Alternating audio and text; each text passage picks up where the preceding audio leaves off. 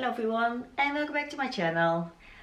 In the last video you probably saw that we made a skirt out of this really beautiful beige polka dot that I've been looking for very long because I couldn't find it.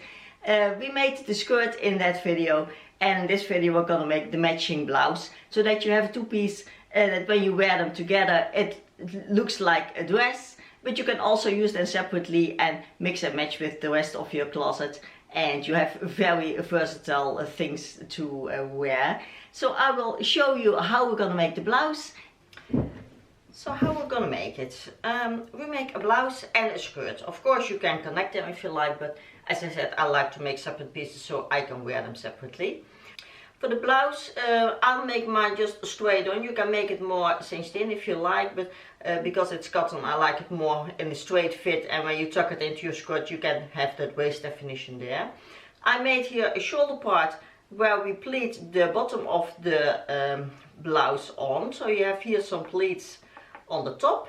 We have a normal rounded neck hole, but with a V opening here going down, and with two strings that you can tie together here in the mid front. Then we have shorter sleeves. I make mine till the elbow, that I can cinch in with a drawstring here in the hem of the sleeve. So you get some small pleats here on the bottom of your sleeves. If you like, you can of course also make your sleeve a bit wider here on top and make some pleats here too. You can do that too. I don't do that, but you can certainly very easily do that too. And the back is just plain, just a normal back pattern with the sleeves of course the same as in the front. So that's what we're gonna make. For the pattern for the blouse, you will need your basic pattern for a top or dress. And I will leave up here and down in the description box how you can make that basic pattern. It's very easy to do, and you make it to your own sizing and your own body type. So it's really just for you, to your body.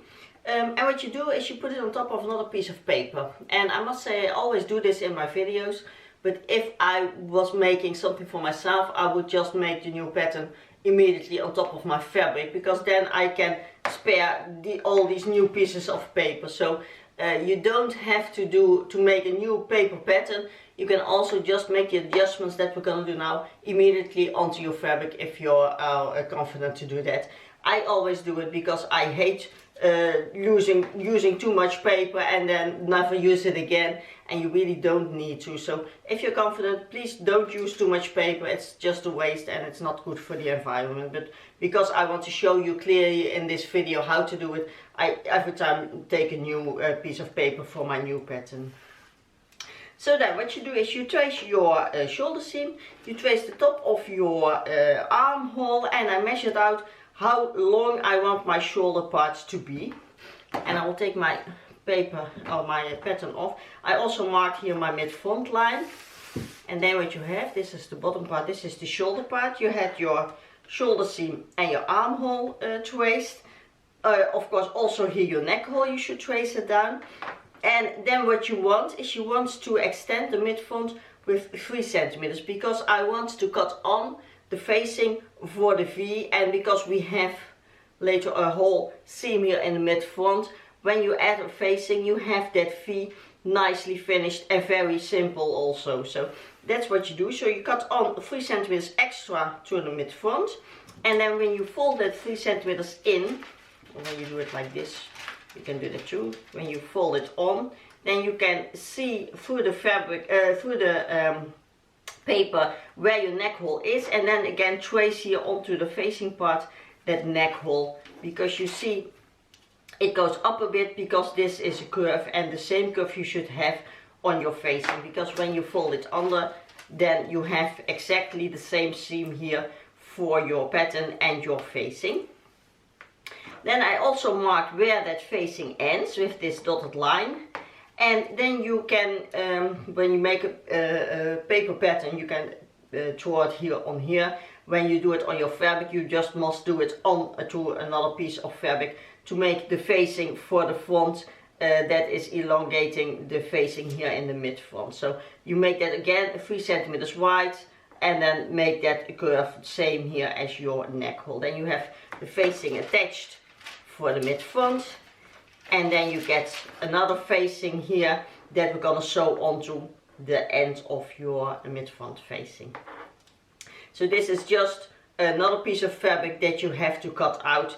This straight line is the outline of your shoulder part. Then when you've done that, you can draw them out when this was not cut off yet, because then you trace the rest, the bottom part of your front pattern. So draw again the rest of your armhole, the side seam for as long as you want your blouse to be, and again your mid front. We're not going to use the darts in this blouse. And then I want to make my bottom part wider, because we're going to gather it in to get it attached to your shoulder part. So I added, I think, half of my width. Yes, I added half of this width from the armhole to the front. Half of that I added to my mid front. For me that was 9 centimeters. And then again that 3 centimeters of facing. So the end of my pattern is here. Ooh, I cannot draw a straight line.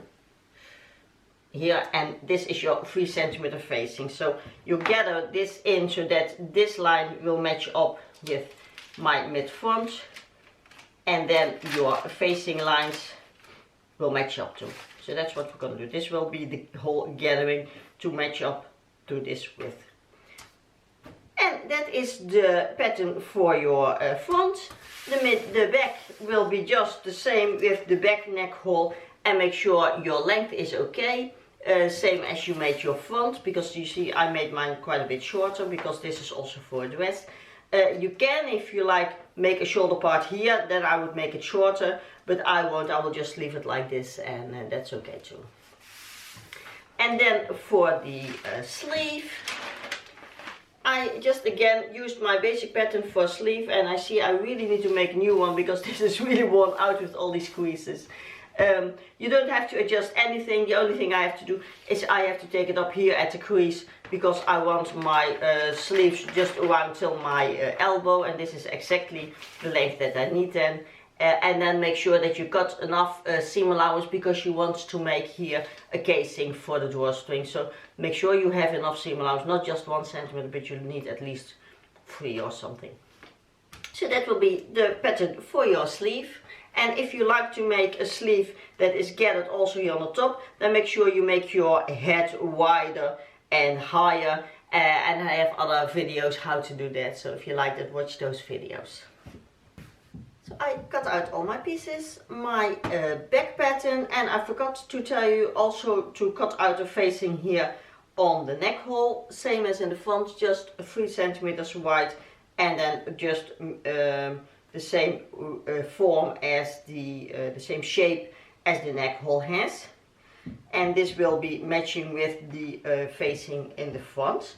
So I have my shoulder part with the facing here, the cut on facing here, and the bottom part of the front part, and I marked till where my V-neck must be.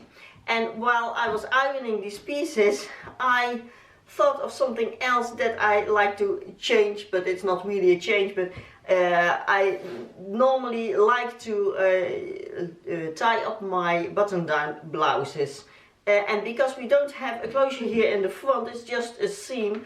I'm gonna make a slit also here on the bottom part of my bottom front, and I'll make it just below my waistline, so I think 2-3 centimeters below, so when you tuck it in you don't see this slit here opening, but the rest of it I leave open, and that means that I can then, with the left and the right part of this bottom piece, you can make a tie. And because this blouse is not really fitted, you must be able to make just a little small knot or something, and then you can tie it up, and then it will scrunch up a little bit to your waist. And in summer I always like it, because I'm not really a fan of tucking in, as you know, but I like it when my blouses sometimes are a little bit shorter and not going all the way down. So a little bit of a design difference now. We make a slit, well at least I make a slit here in the front till 2 to 3 centimeters below my waistline. And then of course we have our two sleeves, and those are all the pieces, except for the drawstrings, of course, we have to make later on. So now what we're going to do is we're going to sew, we're going to start with our front. Let's finish that up first. That means we're going to gather here the top of our bottom part till the mid-front, so where your mid-front line is, so mark that too. And then you do a basting stitch here on the top. Don't backstitch on the beginning and the end, because otherwise you cannot gather it.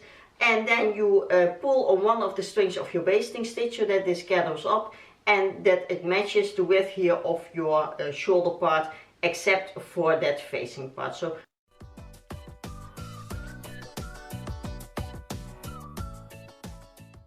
now you made your basting stitch from where your mid front was to your armhole, and then what you do is you pull on one of the threads. It doesn't matter if it's the upper or the lower thread, and you just take that in a bit like this and go all the way to the other side. Sometimes it's easier to pull also from the other side to get a nice even threading. And then what you do is you put your upper part on top of the lower part, and then match up your armhole and match up your mid fronts, and then pin the two sides together. And then you can just see how much you have to take the lower part in to match up with the same width as your upper part, or as your shoulder part. So I took it in a bit too much, so just take it out. You can just put it in more or less, or take some out if you have done too much, until you have the same width as the both parts are the same. And then you get something like this. You can just pin it from your armhole to your mid front, that is here, and then you sew that down. And when you've sewn it down, then you have something like this. Then your shoulder part is nicely attached to your bottom part with some gatherings here.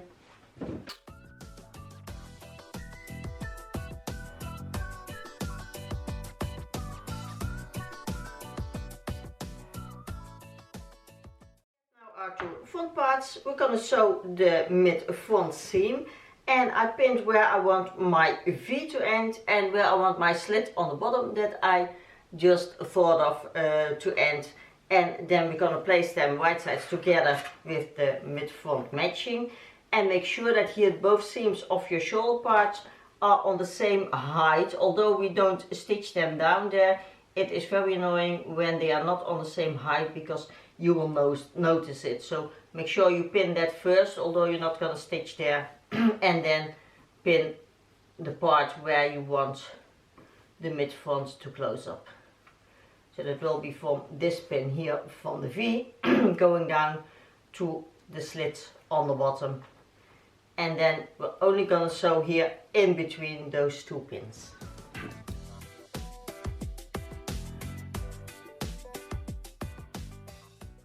I didn't say it with so many words, but of course you sew at the mid front line and not at the edge of your facing, because you need your seam here in the mid front. Then you iron down, iron open your seam, and you have this nice crisp line. And when you take it over to the right side, you see you have a really nice crisp V and a really nice crisp slit in the bottom. And that you don't even need to finish, it's finished by this. So that's very simple to make a nice slit. Now we're going to sew the shoulder seam. So put your back part on top of your front, pin down your shoulder seams, and then we're going to sew them together.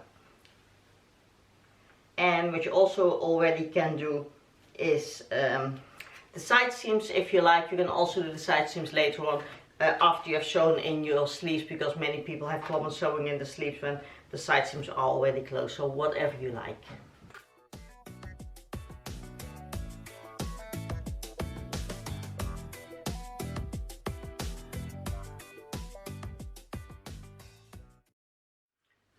Now we're going to attach our facing parts together. So match them up with the shoulder seams, and then you can attach them to the front facing parts.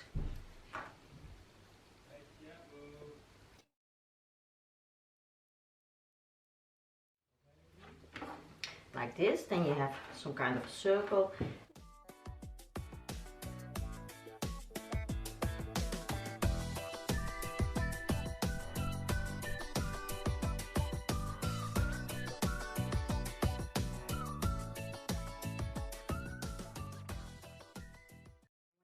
Sewn your facings together on the shoulder seams, you can attach them to the facings here on the front, and you can just do that by folding the facing outwards or to the middle, and then attach your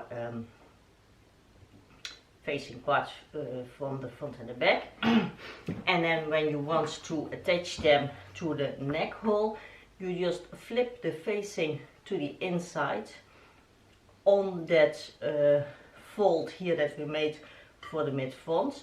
So you fold it that you have your mid front here again, and then you can just attach your whole facing parts, including the one that you cut on. You can sew that down. So you sew it from the mid front going over the seam, over the shoulder seam, all the way to the other side, and you do the same there. And then when you flip it back, you get a nice point here where your mid front was.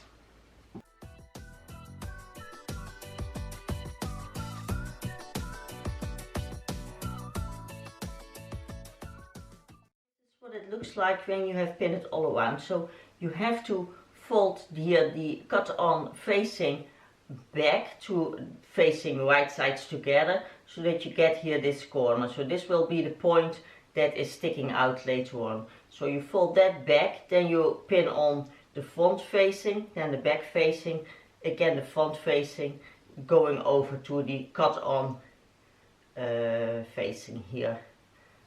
So you see it is folded in, folded out to the outside now.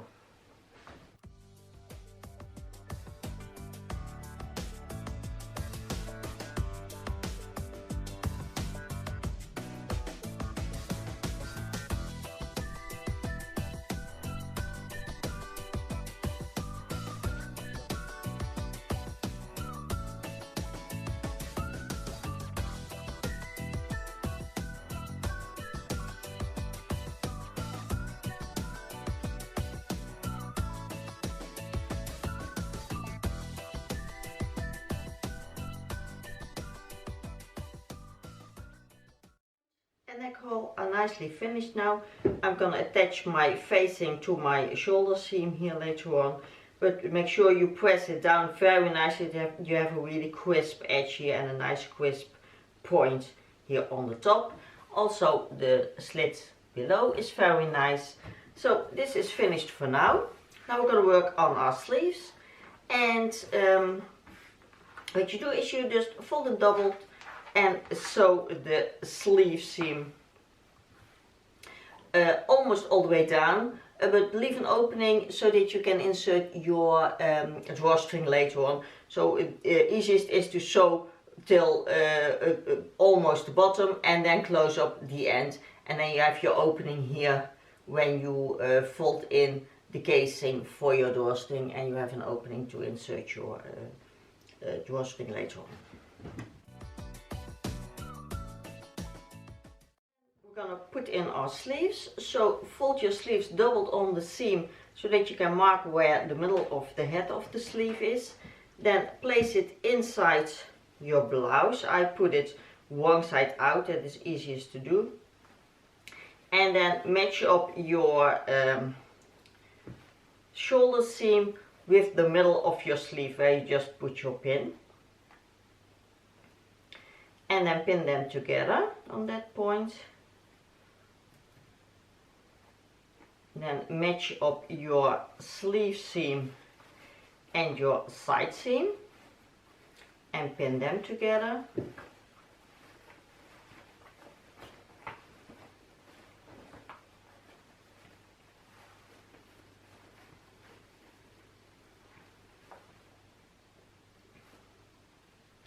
and then distribute the rest of the fabric into your armhole by using a lot of pins that you are sure that you don't make folds or pleats, because you want it to be really nice and crisp into your armhole. Then you have something like this, and then sew that all around.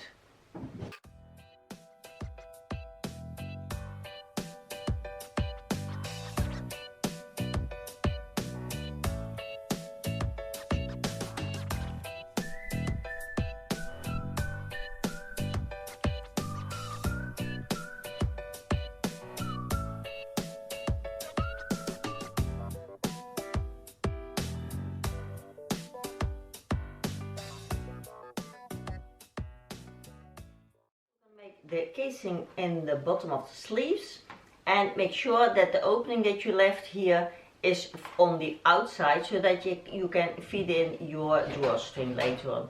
So fold it over that you have your opening here on the outside of your sleeve.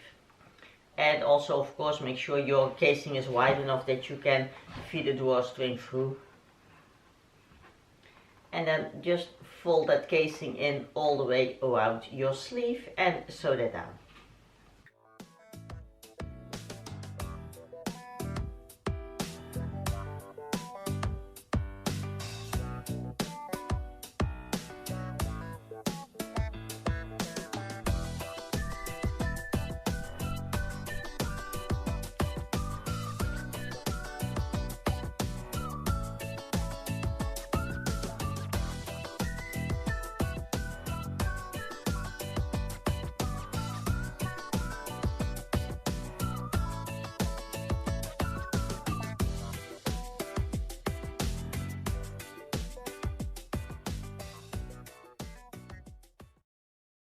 Already hemmed the bottom of my blouse just by making a small walled hem, and then I cut 3 longer strips, 2 for the sleeves and 1 for the ties here on the top of the V.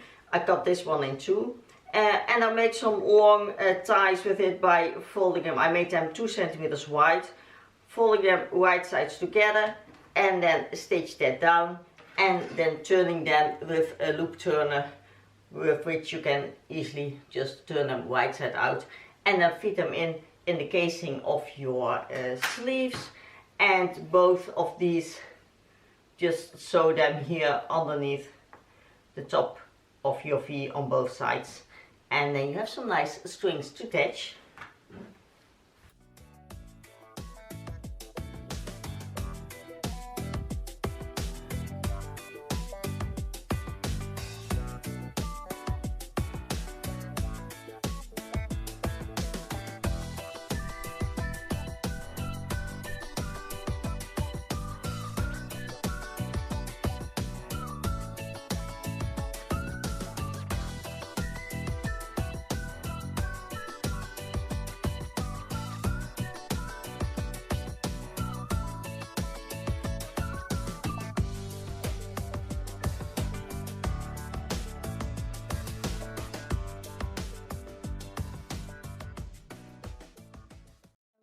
So for years and years I have a hate-love relationship with this thing, what's it called, loop turner.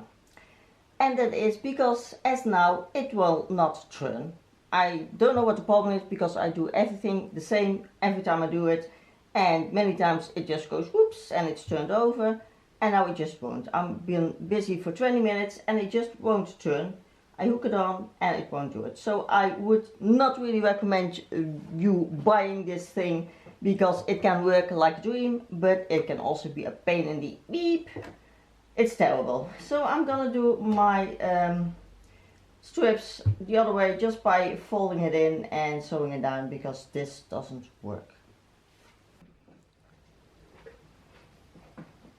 So just make yourself some sort of bias tape and iron that doubled, and then top stitch it down. Way easier than using that loop turner.